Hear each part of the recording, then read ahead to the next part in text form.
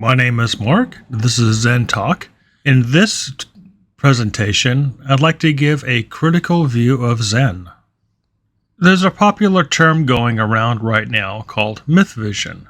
And MythVision sort of means to look at the mythology and the history, not only of the religion, but of the religious documents and the sources that they claim to draw upon.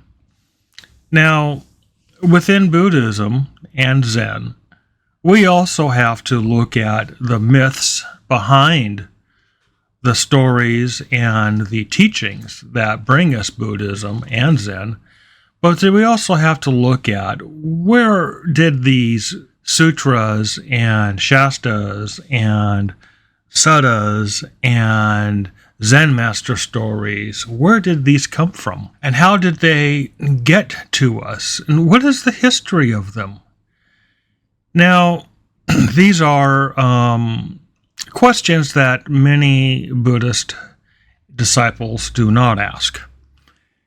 And a lot of Zen students, they're just more inclined to go do the meditation and believe whatever is said to them by the teachers or those who have shaved their head and wear religious garments to be true, without really thinking about it or without really questioning how is it true? How do these people who are saying these things know it's true? This is something that we should bring up and we should be aware of. This presentation I'm giving you is not meant to dissuade you from Buddhism or Zen, and it's not meant to deconvert those that go into the academic studies of Buddhism and Zen. They are quickly challenged as to where did these sutras come from? What is the history of them? What is the historicity of them? Which is sort of meaning how were they treated and cared for throughout history? What is the impact of history did these documents make?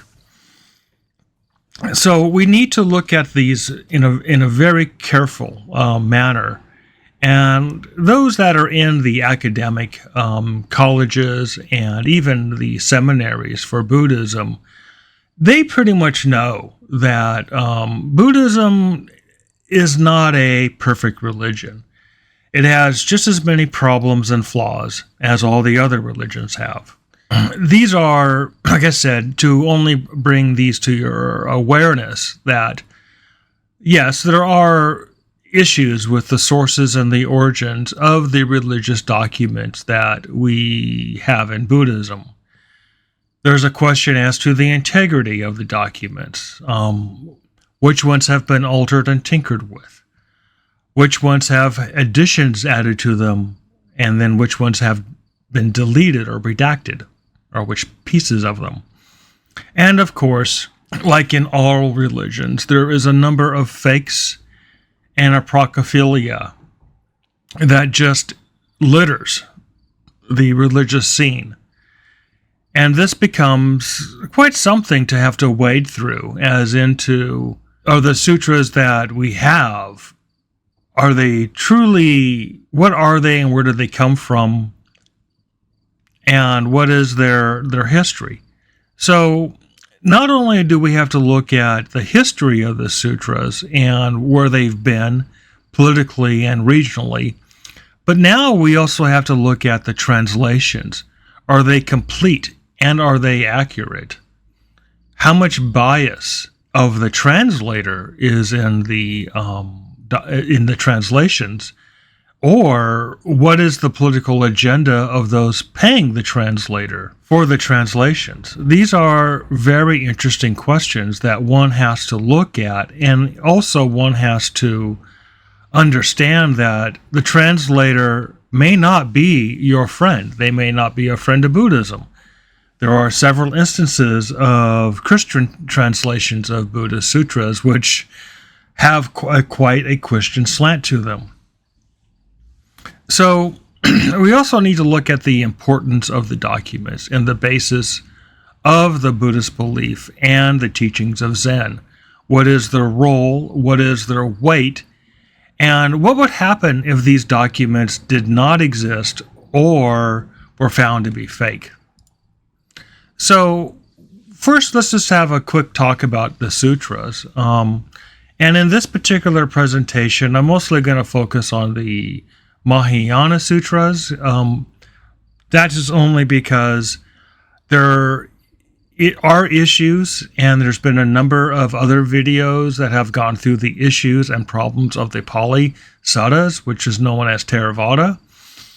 But in this particular case, I want to talk about the Mahayana sutras, which sort of appeared around the 1st century. So we have an issue of source and origins. And whereas the popular story that is given is that the sutras were memorized and passed down from generations in an oral tradition and then later written down. So this sounds fascinating, and it sounds very special to say this, that there are monks that would take great care into remembering these things verbatim, word for word, and carry it in their heads for years and years and years, and then pass it along to another generation of monks. Yet, in compared to the reality, can you yourself even remember what somebody said verbatim yesterday, or 3 days ago, or 3 years ago? So this popular myth of the oral tradition and the chanting of the sutras being remembered is just that. It's a myth. We kind of have to push that aside in that, well, people don't do that today. We don't have that chanting tradition. And even in countries where they do chant the sutras, if you were to go to Thailand, and with the Theravada monks, they have chanting, where they do chant the Pali Suttas. How many of those monks truly know those suttas backwards and forwards? Can they truly recite them without error? And the answer is no. Most of them will skip pieces. Most of them will skip entire passages. Sometimes they'll start chanting, and then a whole nother sutta starts coming in. So this belief, this myth that for hundreds of years monks memorized and passed on the spoken words of the Buddha through an oral tradition, is just that. It's myth. So what we sort of figure out is that the sutras, their source and origins, were most likely written in early Sanskrit, but they're mostly probably written from the stories and the remembrances of the stories by skilled writers who weave these together to create a written document. Were they likely the truly spoken words of the Buddha? Well, if you want to believe that, then that's the myth to believe. But the realities are they're probably not. We also now have to look at the sutras that exist within the Buddhist canon. And by canon, I mean the collection of Buddhist sutras. And we have to look at the sutras that have come to us, because the sutras went from India or northern India, mostly into Sanskrit, and then into Chinese, and then from Chinese to Japanese, and then from Chinese and Japanese to English, which is what we read here today. Right off the bat, one of the major sutras that we have a problem with within Buddhism is the Suragama Sutra. This is a Chinese creation and a highly tinkered with document which has multiple versions scattered all through China. And this particular sutra has no Sanskrit origination. There was never a Sanskrit version of this. There is a Tibetan version of the Suragama Sutra, but they say they got it from the Chinese. The other sutra that we know are Chinese creations are the Heart Sutra. This was created by Chinese, and then later backdrafted into Sanskrit and claimed to be an original Sanskrit, but that has since been well debunked. And there are other sutras that have that are more philosophical in their creation, and they're included in the sutra collection, though they have issues. And one of them is the Lankavatara Sutra. Even though there is a Sanskrit origination of the sutra, it is one of these documents that has been highly tinkered with additions and redactions, especially in the part of vegetarianism, which we again see in the apocryphal and Chinese created Suragama Sutra, which stresses vegetarianism. So if we were to say, well, let's put aside the Suragama Sutra, and then let's put aside the Lankavatara Sutra, at least in those parts that we know are tinkered with, and this tradition of vegetarianism within Buddhism disappears. Yeah, that's what has happened. So where did vegetarianism come from? It's a Taoist belief, and it was highly stressed by Taoist emperors. And when Taoist emperors became in charge, they basically said all monks in all temples will be vegetarian. So the Chinese sutras more or less reflected what was going on at the time, just to make things easier. So there's also fake sutras and apocryphalia. The Pure Land Sutras are considered apocryphal in that they came well after 3rd, 4th century of Buddhism, and it's not a teaching that fits in with the sutras in general, because now they're asking you to put your faith in the Bodhisattva Amitabha, who will take you to the Western Paradise or the Pure Land, in where you can study the Dharma and have a shot of enlightenment without hindrances. This is quite a radical departure from the original Buddhist teachings of renouncement of worldly ways and the seeking of enlightenment through more of the ascetic lifestyle, in which one relinquishes, renounces, and abandons all things that create suffering, all things that create attachments, and all things that things that generate the 3 poison. So lastly, and I did touch on this earlier, there are issues with the translations, and there's biases within the translations. So yes, translators put their own bias in the translations, and some translations are intentionally mislead. And this is why it's important to look at various translations of the same sutra side by side. And you can see that there is wide differences in the way that the translations read. And the undertone and the meanings shift with translator to translator. Some are more clear, some are more metaphysical, some are more like poetry. All of this is sort of a problem within Buddhism. So the next issue within Buddhism, especially within Zen, is the fabled Zen Masters. So mostly people know the Zen Masters through the koan collections. And then there are a few very well-known Zen Masters like Lin Chi, Dogen, and so on.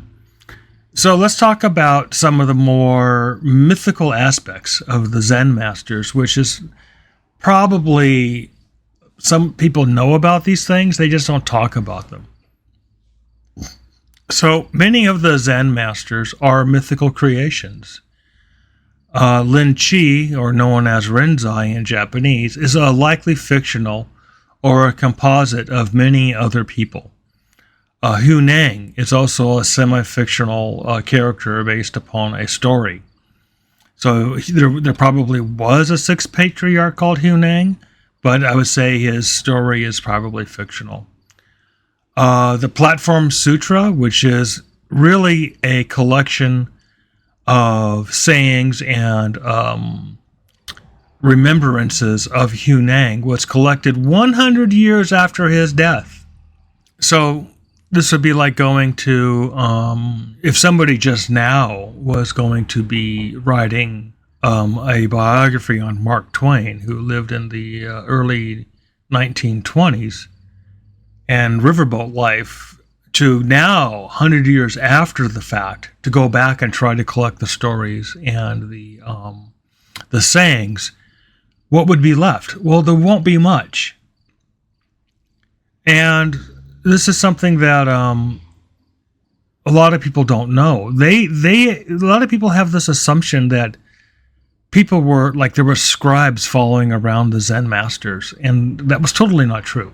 That the disciples were writing down what the Zen Masters were saying. And again, that's not true. What you would have is scraps or pieces that were in letters or fragments. And keep in mind, history is perishable. Things like fire and flood and earthquake destroy documents. And same thing with wars and civil unrest and regime changes. All of those things have a detrimental effect on documentation. So lastly, I want to point out that Bodhidharma is 100% fictional. Bodhidharma is the story of the coming of Buddhism to China. He is not a real person. He's just the embodiment of that coming of Buddhism or of Zen. This is a hotly debated topic. Is Bodhidharma real?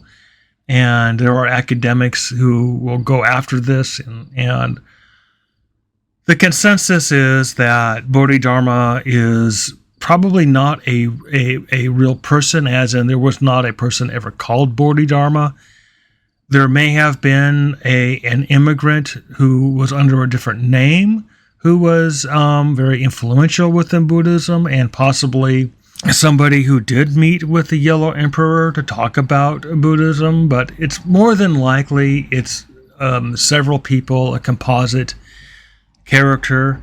But also keep in mind that Buddhism was coming into India through the Silk Road on land and sea. And this was when ships and bronze and iron were available to make travel happen. And so there was migrations of people, and when people migrate, they bring their stories, their myths, and their religion with them.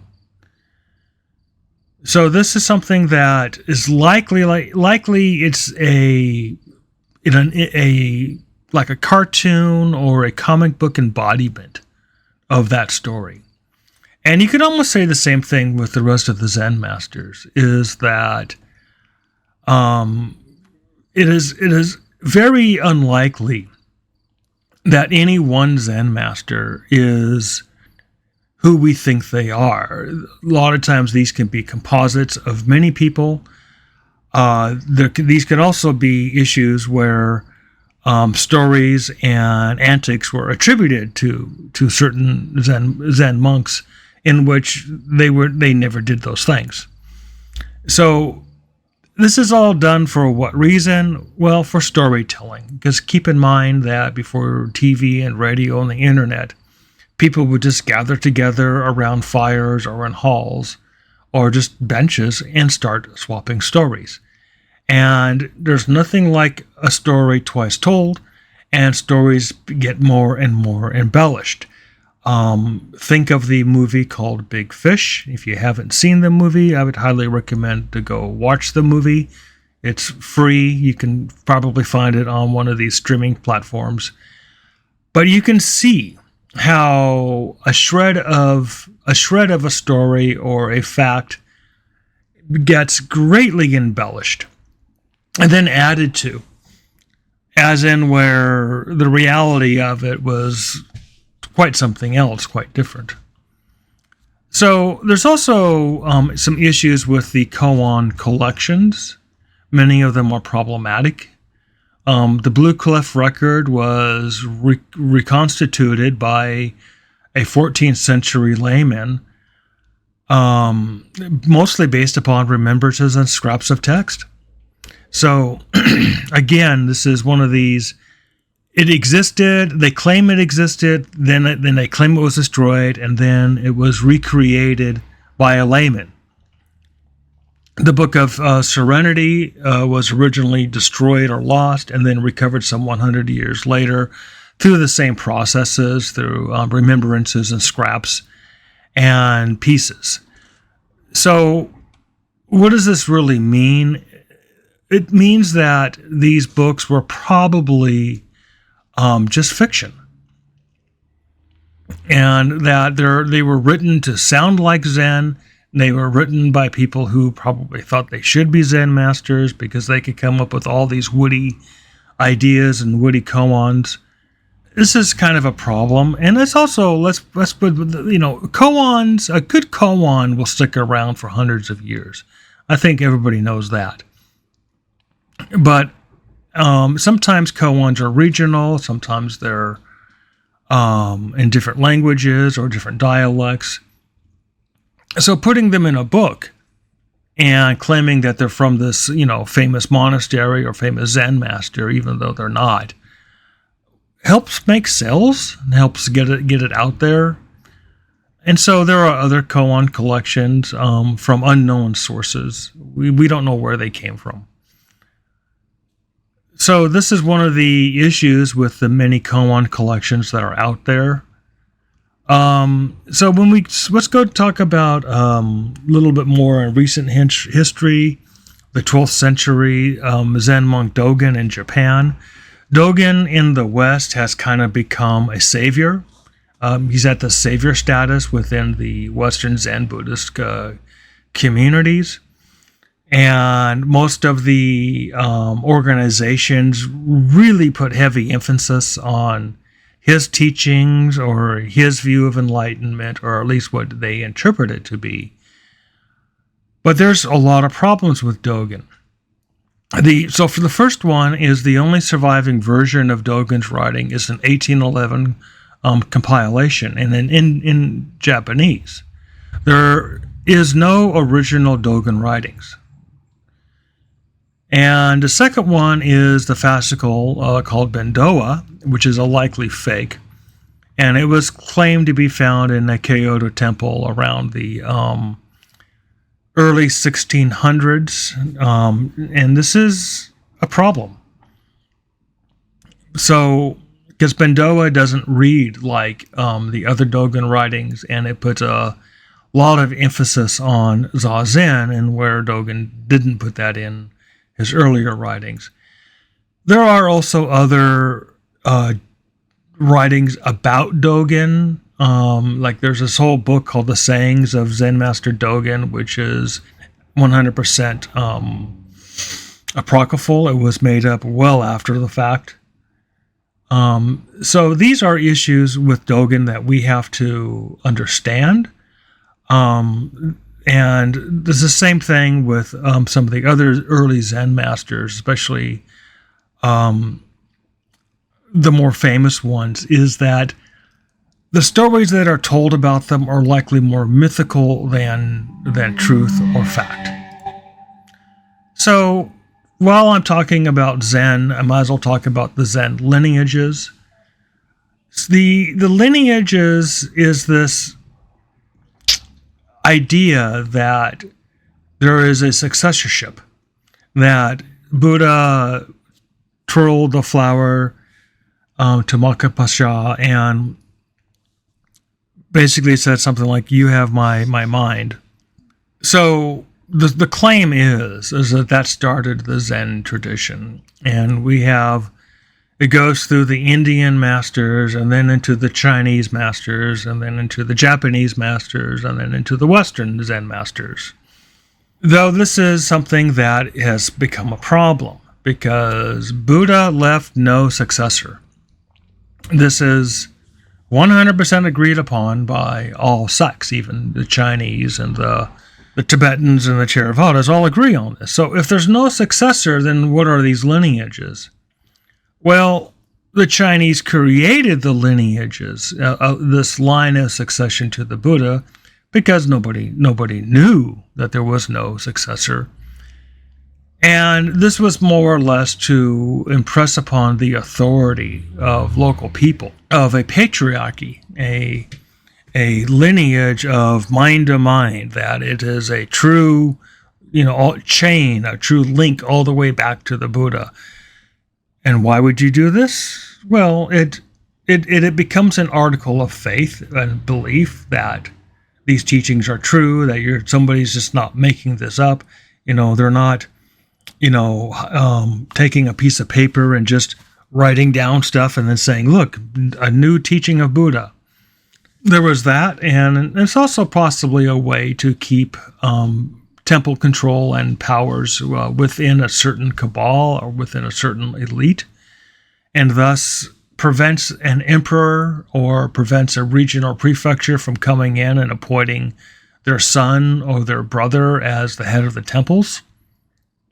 There's a lot of reasons why the Chinese lineages were created, and they were mostly creating a patriarchy, very much like a religious royalty or a religious dynasty, in which it would be really hard for an emperor to overturn that and put in his own people.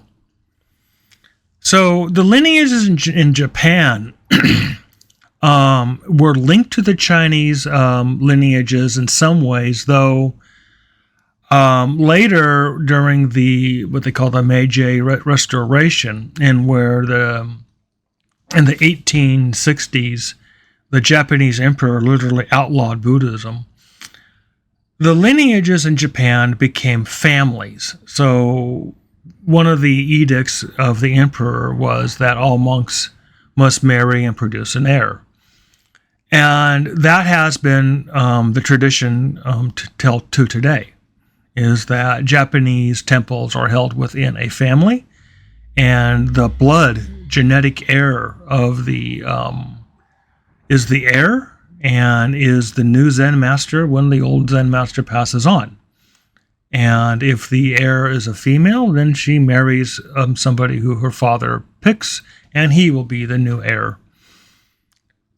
So that is Japanese family Zen. And this family Zen did pass on to the West, though mostly connected or loosely connected to the Soto Shu or the Rinzai Shu in Japan, within this idea that there's going to be a lineage, that they're going to have successors, and they hold it within, I would say, their own cabal or their own elite circles so it's basically the monks picking their own teachers.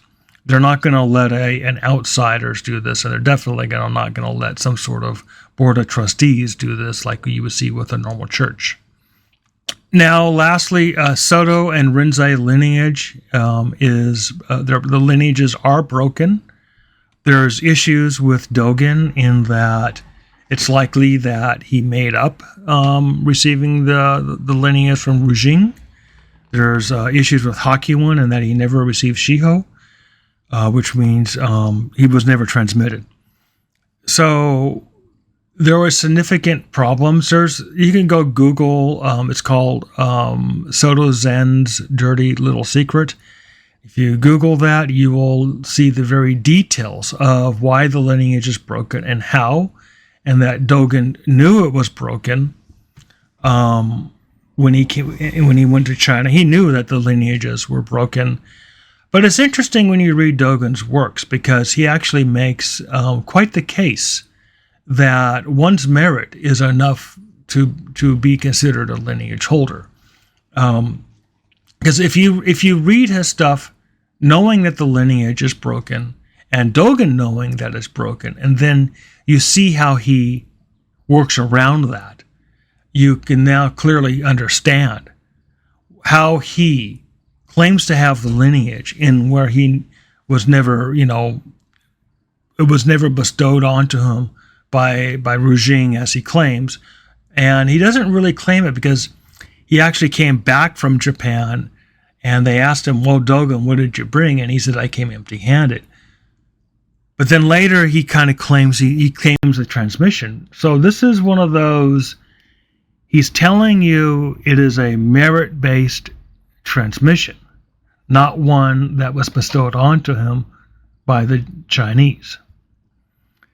So Zen in the West places a great importance on being the authorized heirs of the Buddha. I would say this is probably the number one gimmick that they have, is that they'll claim to be the heirs of the Buddha, the heirs of Zen, or the arbiters of Zen, and you're not going to get around them that much. A lot of people kowtow to this, and they bow to these people, and there's not a whole lot of questioning of it. In fact, very few people question it. Those that question, it doesn't take very far to go to see that it's all smoke and mirrors. So the position that they take is indefensible, and it's a myth that they are playing upon to impress upon the minds of the followers the power of the clergy. And yes, we have seen this before within the Catholic traditions and the other traditions, in where there's a clergy, where they will create and they will do things to keep the power, to keep their authority, and they will not let the laymen out from under their thumb. So now we have talked about what Zen and Buddhism kind of came from. We should talk about modern Zen. So much of modern Zen is blended with other philosophies and religions. There's a great deal of New Age and New Thought that is a heavy influence in modern Zen, and sometimes I call it the Asianing of the New Age and New Thought, and it's basically this idea that you are God, or you are the universe, and you create your own reality, or it's manifest your own reality. It's, think and become. There's a lot of various words for the New Age, but it's all a belief that positive thinking and wishful thinking will bring you your heart's desire. And it's also this belief that you are God, or you are the universe, or that you and God are one and the same. And there's a lot of variations to this.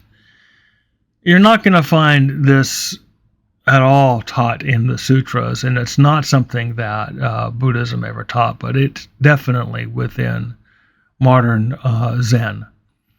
There is a believe and you shall receive sort of aspect in modern Zen. A lot of times the Zen centers will tell people to go sit or go do Zazen. The answers are in Zazen.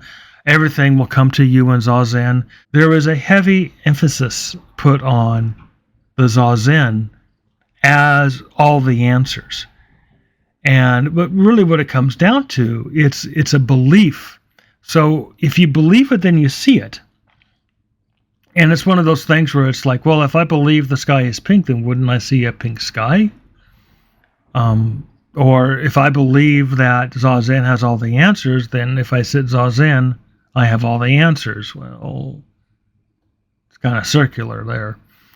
And there's a lot of fake it till you make it within modern Zen. This idea that we will act enlightened until we are enlightened, but then I can't tell you if I'm acting or if I truly am enlightened, because can you make a distinction between the faking it and the making it?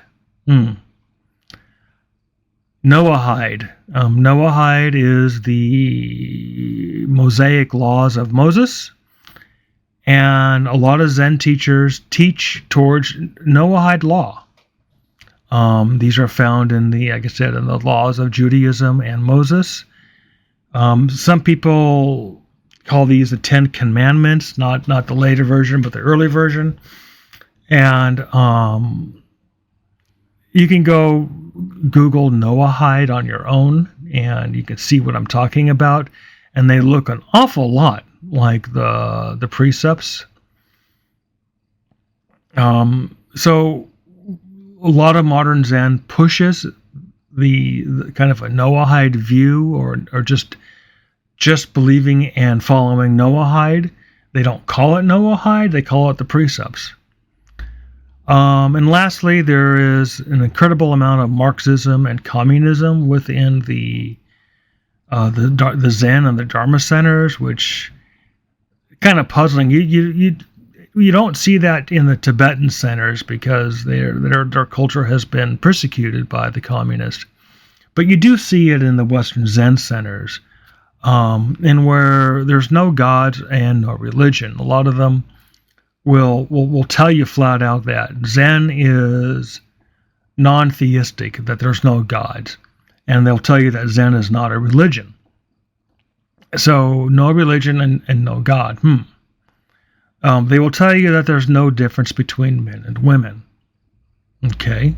There's no difference between the races and the social classes. And overall, they put more of a secularism over spiritualism. So they'll look at the things like, well, what can we do as humans to make a better world, versus how can I transcend this worldly ways. So secularism is over spiritualism, and these are all tenets of Marxism and communism. You can go and Google what are the tenets of communism and Marxism, or what are the items, and you can see for yourself that everything that I'm saying here matches up with the Marxist and Communist manifestos. Okay, so lastly, I'm going to talk about the Zen Apologist. Now, what is the apologist? These are people that try to explain away the inconsistencies, the problems, and a lot of the just real wonkiness that people find with Zen literature and Buddhist literature. So the first one that you hear all the time is that Zen is a lifestyle, not a religion. And sometimes you will see this in the way that people dress or their mannerisms, and where they're adopting, I would say, a pseudo-Asian or pseudo-Far East cultural lifestyle. I think it's probably one that they invented, or the one that they picked up on their own from movies and books, or by watching Japanese people. I was astonished at how many people would behave and talk as if they were ancient Japanese, or in temple life in Japan, but they themselves have never studied or been to Japan. So we get into this lifestyle, and a lot of people will view it as vegetarianism.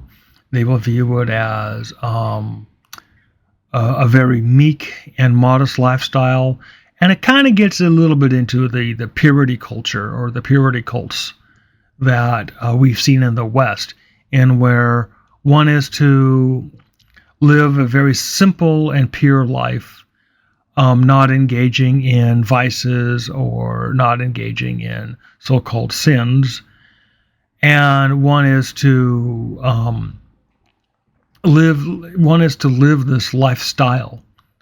Okay, so, and again, this can be highly subjective and very interpreted in many different ways. Zen not being a religion, there's a lot of people that believe that, and that goes back within the Marxist and communist views that have fluttered into the Dharma centers. And this is something that people will say, well, no, it's not a religion, it's a practice. Well, what's the practice? Well, the practice is sitting on that damn cushion. Oh, I see.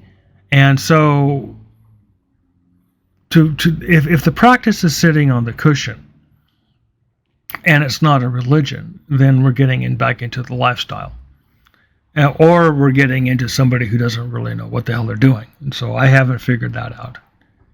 Okay, so Zen is a living tradition, and you will hear things where this goes along with the idea that there are heirs to the Buddha, that you're within the presence of Buddha. Because if somebody's an heir, like people like the Catholics like to say that Peter was the heir of Jesus, and then from Peter's throne started the popes. Well, then you're in the living presence of Jesus in that particular regards. And within the Zen centers, if Zen is looked at as a living tradition, then when the person who is coming in, who sits on the throne in the Zen center, that is the living Buddha. So the lineage holders become prophets and mystics. And I have heard stories of this, where the teacher will come in and they will have a revelation of what something means, or a revelation of what some teaching is, or they can become mystical in their answers, or they can become prophets. I think that this is what Buddha meant. So they're divining the tea leaves to decide what Buddha was actually trying to teach. So, and then there's a belief, because if you have a living tradition, it goes along with the belief that the lineage gurus, the teachers, are enlightened beings. And this kind of goes into how the Tibetans view their teachers. They view their teachers as enlightened beings, and therefore you should treat them as if you were treating a Buddha, with the utmost respect and care, and being obedient to whatever the guru says, because they're obviously teaching and telling you things for your own good. Because after all, an enlightened being cannot create karma. That is what they say. You will hear that Zen is a culture of peace and harmony and equality, and all while ignoring Japan's many wars, the Chinese many wars, and the Korean many wars. It doesn't take long to kind of point that out before those that are saying that Zen is a culture of peace and harmony and equality will just stop talking to you.